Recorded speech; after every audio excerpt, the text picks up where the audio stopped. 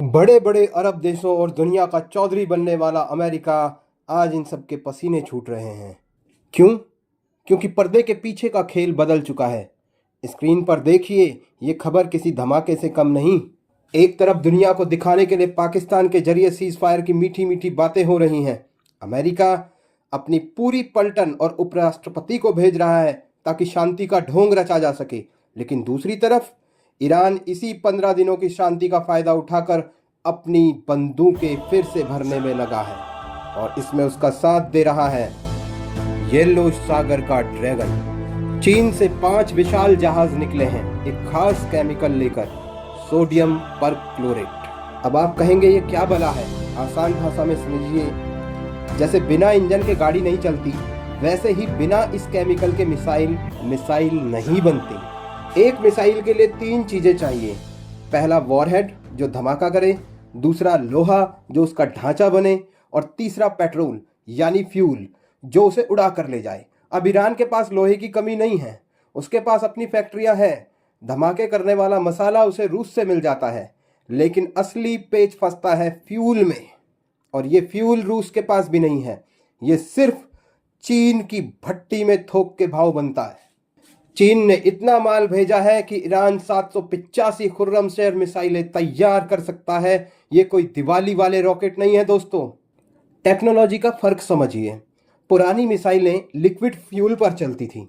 इन्हें चलाने का मतलब है जैसे पुराने जमाने का चूल्हा जलाना, जिसमें घंटों पहले तैयारी करनी पड़ती थी।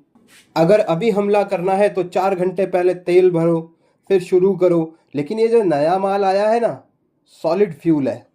ये वैसा ही है जैसे घर का इंडक्शन चूल्हा या गैस, बटन दबाया और काम शुरू। बस 10 से 15 मिनट की तैयारी और मिसाइल दुश्मन के घर के अंदर। ऊपर से ये सॉलिड फ्यूल मिसाइल को और ताकतवर बना देता है, यानी ये भारी से भारी धमाका करने वाला सामान लेकर उड़ सकती है। चीन ने ये सामान सीधा नहीं भेजा, बल्कि चोर रास्तों का इस्तेमाल किया है।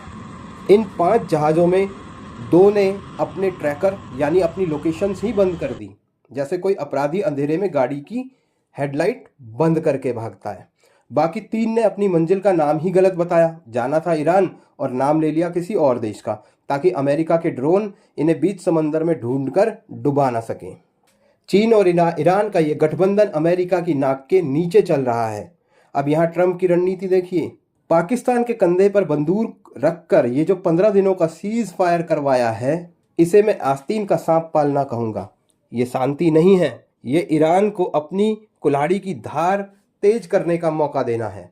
इजराइल तो चीख चीख कर कह रहा है कि ये खेल रोको, हमला जारी रखो, क्योंकि उसे पता है कि ये सीज फायर खत्म होते ही ईरान एक नए अवतार में सामने आएगा। जब ये 15 दिनों का सन्नाटा टूटेगा तो इस मोर्चे पर धमाका इतना जोरदार होगा कि अमेरिका की ताकतवर टीम को भागने का रास्ता नहीं मिलेगा। ईरान अब सिर्फ लड़ नहीं रहा, वो युद्ध को फिनिश करने की तैयारी कर चुका है। क्या आपको लगता है कि अमेरिका वाकई इतना भोला है कि ये सब किसी बड़ी बर्बादी की पटकथा है? अपनी राय कमेंट्स में जरूर दीजिए। और मोर्चे पर आपके साथ की बहुत ज़रूरत है, ताकि हमारा मोर्चा, भारत का मोर्चा, इसमें विजयी रहे और हमारे पूरी कंट्री का परसेप्शन देश हित में बने। लाइक कीजिए, कमेंट कीजिए, सब्सक्राइब कीजिए।